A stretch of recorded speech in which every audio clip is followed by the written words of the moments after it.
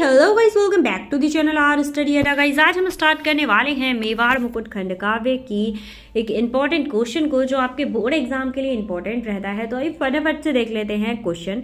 आपका क्वेश्चन है मेवाड़ मुकुट खंडकाव्य की कथा वस्तु संक्षेप में लिखिए। इसी क्वेश्चन को कई तरीके से पूछा जाता है बोर्ड एग्जाम में। मैं सारे क्वेश्चन बता देती हूँ ताकि आपको कोई भी कंफ्यूजन ना रहे। अगर इन सारे क्वेश्चन में से कोई भी क्वेश्चन आपको मिलता है तो आंसर आपका सेम ही रहना है। नेक्स्ट पूछ लिया जाता है मेवाड़ मुकुट खंडकाव्य का सारांश दीजिए, या फिर पूछ लिया जाता है मेवाड़ मुकुट खंडकाव्य की विषय वस्तु स्पष्ट कीजिए। अब मेवाड़ मुकुट खंडकाव्य की घटनाओं पर प्रकाश डालिए, ठीक है। या पूछ लिया जाता है कि मेवाड़ मुकुट खंडकाव्य के प्रथम और द्वितीय सर्ग की कथा लिखिए। अगर आपसे प्रथम और द्वितीय पूछ रहा है तो आप प्रथम और द्वितीय ही लिखना, सातों सर्ग मत लिखना, ओके। अब फटाफट से देख लो इसका आंसर यार, बहुत ईजी रहता है, एक बार समझ लो तो मजा आ जाएगा। तो गाइस गंगा रत्न पांडे द्वारा रचित मेवाड़ मुकुट खंडकाव्य में जो महाराणा प्रताप है उनके त्याग, शौर्य, साहस, बलिदान, इन सब चीजों के बारे में एक्सप्लेन किया गया है। अब स्वतंत्रता प्रेमी प्रताप दिल्लीश्वर अकबर से युद्ध में पराजित होकर अरावली के जंगलों में भटकना स्टार्ट कर देते हैं।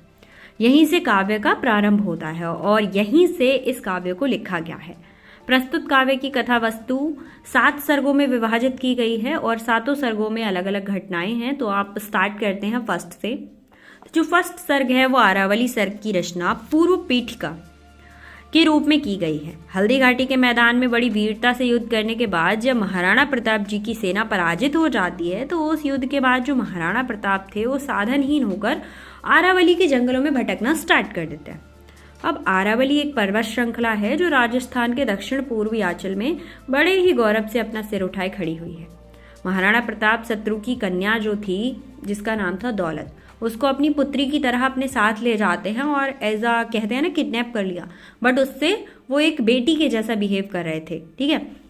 साथ ही उनकी पत्नी भी होती हैं जिनका नाम होता है लक्ष्मी। उनकी जो गोद में एक पुत्र था और वो उस पुत्र को लिए एक पेड़ के नीचे बैठी हुई थी।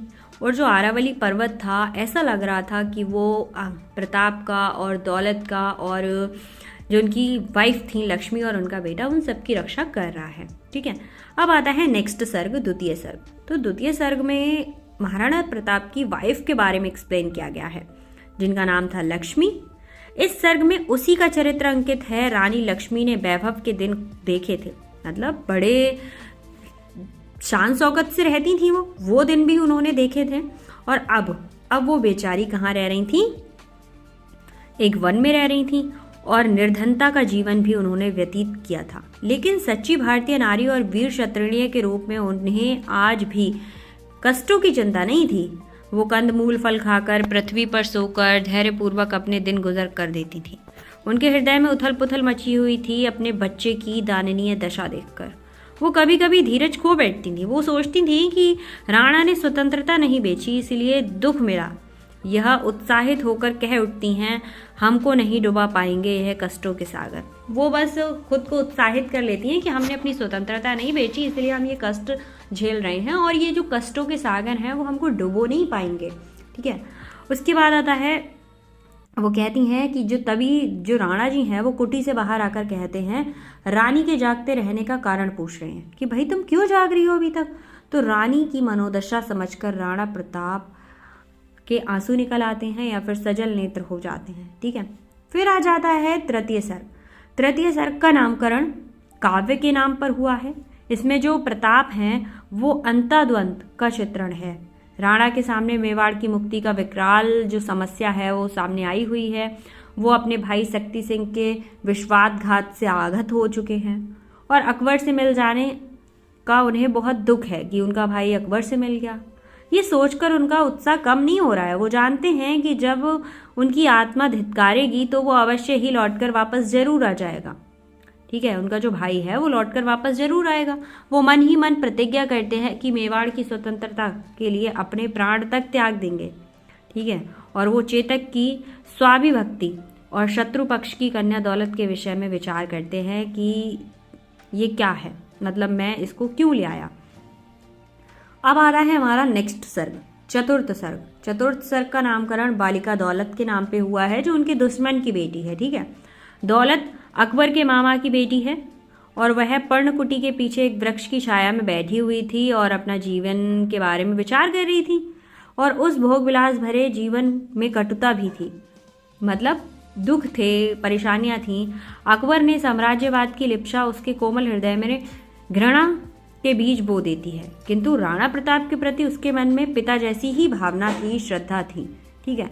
राणा के भाई शक्ति सिंह पर दौलत का मन उत्कृष्ट था, मतलब दौलत सिंह को वो प्यार करती थी, बट वो तो अकबर के अधीन हो चुके थे। किंतु राणा के सम्मुख अपनी कहानी कहकर उनके दुखों को और बढ़ाना नहीं चाहती थी। उन्होंने सोचा कि ये एक अच्छे इंसान है और वो उनको पिता की तरह ही ट्रीट कर रही थी, हालांकि वो थी उनके दुश्मन की बेटी। उन्होंने ये बिल्कुल नहीं बताया कि वो शक्ति सिंह से प्यार करती हैं। ठीक है। शक्ति सिंह और प्रताप की तुलना करती हुई कहती हैं कि ये सूर्य हैं और वो दीपक हैं। दौलत को उसी समय वृक्ष के पीछे किसी के पदचाप सुनाई दे जाते हैं और इस सर का यहीं पर एंड हो जाता है। फिर उसके बाद स्टार्ट होता है हमारा पंचम सर्ग। तो पंचम सर्ग का शीर्षक चिंता है। दौलत के पास पहुंचकर राणा उनके अकेले बैठकर चिंता करने का कारण पूछ लेते हैं। तो दौलत अपने परम सुखी और वो मतलब प्रताप जी से कहती है, नहीं मैं अच्छी खासी हूँ, मुझे कोई भी दुख नहीं है, मैं सुखी हूँ। और स्वयं राणा के दिन रात जागने का कारण पूछती हैं। जो दौलत है वो कहती है, राणा आप क्यों दिन रात जागते रहते हैं? तो उन्होंने कहा, अपनी चिंता का कारण बताती हैं। इस प्रसंग में राणा प्रताप कहते हैं कि वे रानी लक्ष्मी की आंखों में आंसू देखकर कुछ विचलित हो जाते हैं और दौलत राणा के साथ लक्ष्मी के पास जाकर उनके मन की पीड़ा को जानने और यथाशक्ति उसे दूर करने के लिए तत्पर हो जाती है। अब अपने पुत्र को गोद में लिपटाए हुए जो रानी लक्ष्मी हैं वो सोच रही थी कि उनके कारण ही राजा अपने देश त्याग कर जंगल में भटक रहे हैं। लक्ष्मी को ऐसा लग रहा था कि ये सब उनकी वजह से हो रहा है। उसी समय दौलत का मीठा सा स्वर उनके कानों में गूंज उठता है और दौलत से बातें करने के बाद महाराणा प्रताप रानी को सूचना देती हैं कि मेवाड़ मुक्ति के लिए मेवाड़ से दूर सिंधु प्रदेश में जाकर सैन्य संग्रह करें। और राजा के इस निश्चय को सुनकर लक्ष्मी की चेतना दौड़ पड़ी। वह भी मेवाड़ की स्वाधीनता हेतु अपना सर्वस्व न्यौछावर करने के लिए तत्पर हो गई थी। उसे अपने बेटे की चिंता बिल्कुल भी नहीं थी, वो भी सब कुछ न्यौछावर कर देना चाहती थी। अब नेक्स्ट सर्ग आता है हमारा छठा सर्ग। छठे सर्ग में जो पृथ्वीराज हैं उनके बारे में बताया गया है। तो क्षितिज के अरुणाभ फैल जाने पर जो राणा जी थे वो यात्रा के लिए तैयार हो जाते हैं। उसी टाइम पर अनुचर अकबर की दरबारी कवि पृथ्वीराज का पत्र लेकर राणा को दे देता है। वे पढ़कर पृथ्वीराज से मिलने आते हैं। पृथ्वीराज अपने राजपूत नरेश स्वार्थ पूर्ण व्यवहार और को दुख से बताते हैं कि मतलब पृथ्वीराज अपने और अपने जैसे अन्य राजपूत नरेशों के स्वार्थपूर्ण व्यवहार को का जो व्यवहार था उसके लिए दुख प्रकट करते हैं उनके सामने। उन्होंने अपनी राजपूती मर्यादा को भूलकर अकबर का साथ दिया और हम अकबर के प्रतिशोध लेकर मेवाड़ को फिर से प्राप्त कर लेंगे, ये बात वो प्रताप जी से कहते हैं। पृथ्वीराज ये भी बताते हैं कि भामाशाह की सेना का प्रबंध करने के लिए साधन प्रस्तुत करेंगे। अब लास्ट सर्ग है हमारा सप्तम सर्ग, जिसका शीर्षक भामाशाह जी है। तो भामाशाह जी के नाम पर ही इस सर्ग को लिखा गया है। राणा प्रताप एकांत में बैठकर बदली हुई परिस्थितियों के बारे में सोच विचार ही कर रहे थे। उसी समय जो भामाशाह थे वो पृथ्वीराज के साथ आकर जय जयकार करते हैं और उनके सामने नतमस्तक हो जाते हैं।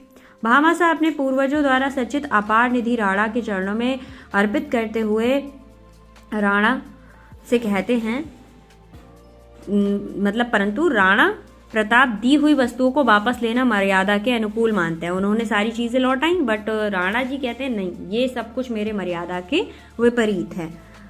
क्योंकि अब राणा जी बहुत गरीब हो चुके थे, वो तो जंगल में रह रहे थे, तो भामा ने सोचा कि मैं इनकी हेल्प कर दूं। अब प्रताप का ये वचन सुनकर भामाशाह कहता है कि क्या प्रत्येक नागरिक का पावन कर्तव्य नहीं है कि देश के लिए अपना सब कुछ न्यौछावर कर दें। भामाशाह के इस विनयपूर्ण अकट्य तर्क को राणा प्रताप अस्वीकार नहीं कर पाते और भामाशाह को गले लगा लेते हैं। यही मेवाड़ मुकुट खंड काव्य की समाप्ति है। तो गाइज ये सबसे लंबा वीडियो रहेगा एंड इसमें सातों सर्ग मैंने शॉर्ट में बता दिए हैं। अगर आपने ये वाला क्वेश्चन पढ़ लिया तो आप इस खंड काव्य से रिलेटेड सारे क्वेश्चन को सॉल्व कर पाएंगे। इसके बाद जो क्वेश्चन पूछे जाते हैं उसमें प्रथम सर्ग, द्वितीय सर्ग या भामाशाह का इन सब चीज़ों के बारे में पूछा जाता है। तो आई होप आपको ये चीज़ समझ आई होगी। अगर कोई भी प्रॉब्लम है तो कमेंट कर देना। एंड खंड काव्य से रिलेटेड जितने भी क्वेश्चन है उनके आंसर देखने के लिए डिस्क्रिप्शन में प्लेलिस्ट लिंक मेंशन कर दूंगी, वहां जाकर चेक कर लो। Thank you so much.